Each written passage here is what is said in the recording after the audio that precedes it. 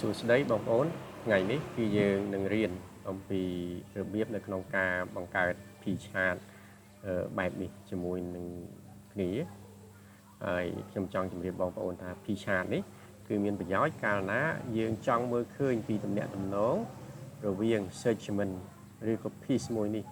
ឬក៏ម្ដុំនេះជាមួយនឹង whole របស់វាបែបនេះណាហើយយូរទៅ P chart ហ្នឹងគឺវាមានប្រយោជន៍កាលណាយើងប្រើវាឲ្យវាបង្ហាញជា percentage ពីព្រោះថា percentage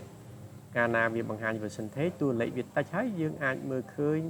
100% ណាបើសិនជាបងប្អូនបូកតួលេខទាំងអស់នេះទៅបងប្អូននឹងមើលឃើញថាវាមានតម្លៃ 100% អញ្ចឹងនេះគឺជាគោលដៅនៃការប្រើប្រាស់ P chart ដែលមានប្រយោជន៍ណាទី1គឺសូមចាំថាគឺយើងចង់មើលពីទំនាក់ទំនងរវាង angle មួយនេះឬ angle មួយនេះឬ angle មួយនេះទៅនឹង whole វាតែហ្មងទី2គឺយើងចង់បង្ហាញវាជាតួលេខភាគរយព្រោះវាតិចហើយវាអាចមើលឃើញចំនួនហ្នឹងទៅនឹង 100% របស់វា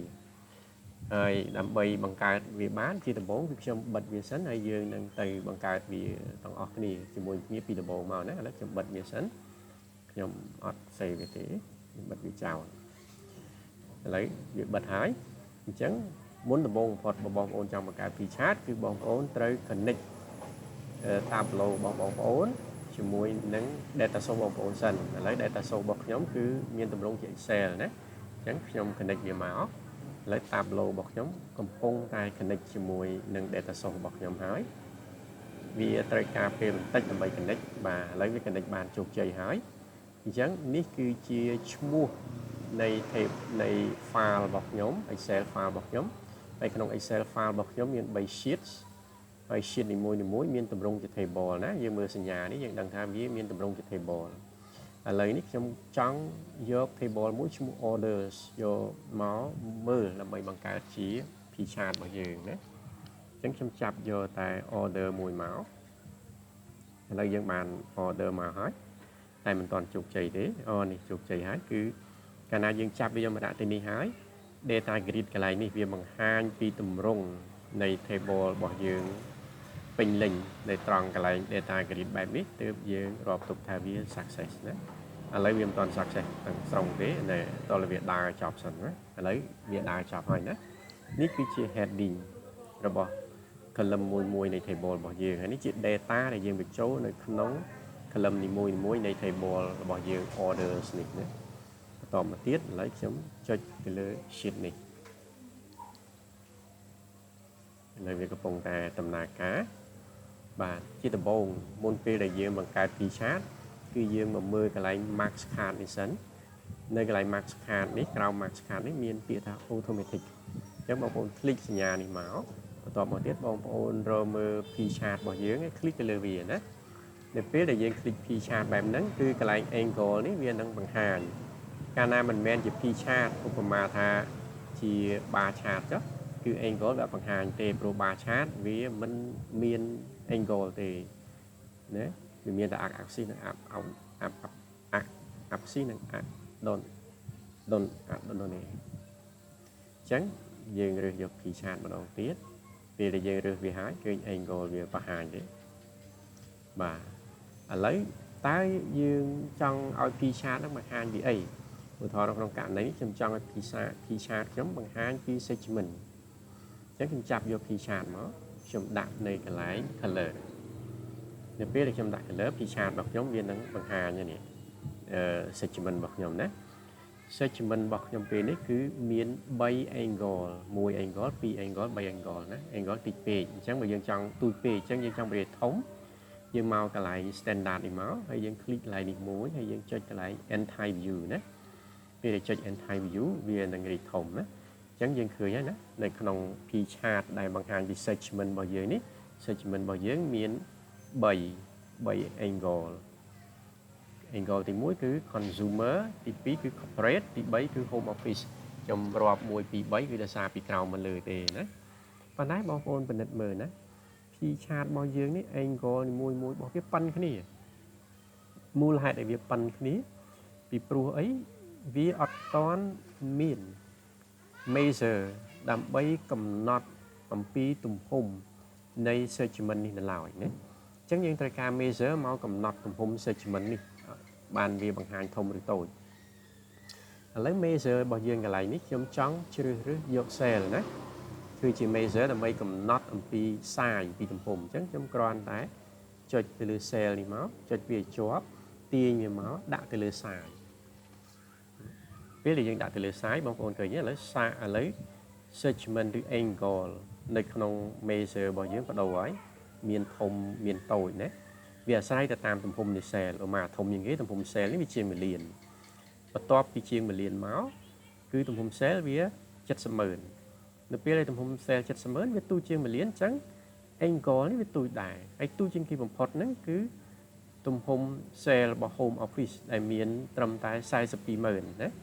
ញ្ចឹងវាតូចជាង700000វាតូចជាង1លានអញ្ចឹងទំហំនៃangle នេះគឺវាតូចធំអាស្រ័យទៅលើទំហំនៃ measure cell របស់យើងដែលមានណាជាង1លានធំទៅ700000តូចតិចមក40000តូចជាងនឹងទៅទៀតទៅណាឥឡូវយើងបានP chart មួយដែលបង្ហាញពីទំហំខុសៗគ្នានៃ cell របស់យើងហើយឥឡូវនេះខ្ញុំចង់ឲ្យ cell ហ្នឹងតើចុចជិះបានមើលឃើញថា cell ឥឡូវខ្ញុំចង់ឲ្យ cell ហ្នឹងវាបង្ហាញនៅក្បែរ angle មួយរបស់ P chart នេះអញ្ចឹងខ្ញុំគ្រាន់តែចុចទៅលើ cell នេះ click ចុចទៅលើវាឲ្យជាប់សំទោសម្ដងទៀតគឺយើងចុចទៅលើវាឲ្យជាប់ហើយអូសវាមកដាក់នៅលើកន្លែង label នេះហើយបលែងដៃមកអញ្ចឹងឥឡូវវាដើរហើយនេះឥឡូវនេះគឺថានៅកន្លែង angle នីមួយៗរបស់ segment ហ្នឹងគឺវាបានបង្ហាញពីតួលេខនៃ cell ហើយណានេះគឺតួលេខនៃ cell ទេ tooltip របស់យើងវាបង្ហាញនេះឧទាហរណ៍ថា segment home office cell គឺមានចំនួន420,000យ៉ាងនេះគឺ segment corporate តួលេខនៃ cell ដែលបានគឺ70,000ហើយចំណែកអានេះ segment customer sale ដែលលោកបានគឺ1លានណា1លានជាងនេះគឺវាបង្ហាញទាំងអស់នៅក្បែរ angle នីមួយៗរបស់ segment ហើយឥឡូវនេះទៀតខ្ញុំមិនចង់ឲ្យ tooltip ខ្ញុំបង្ហាញត្រឹម sale ទេខ្ញុំចង់ឲ្យ tooltip របស់ខ្ញុំនេះវាណែដូចតែយើងនិយាយគេពីដើមថា sale P chart នេះវាមានប្រយោជន៍ខ្លាំងនៅពេលដែលយើងចង់មើលពីទំនាក់ទំនងនៃ angle មួយនេះ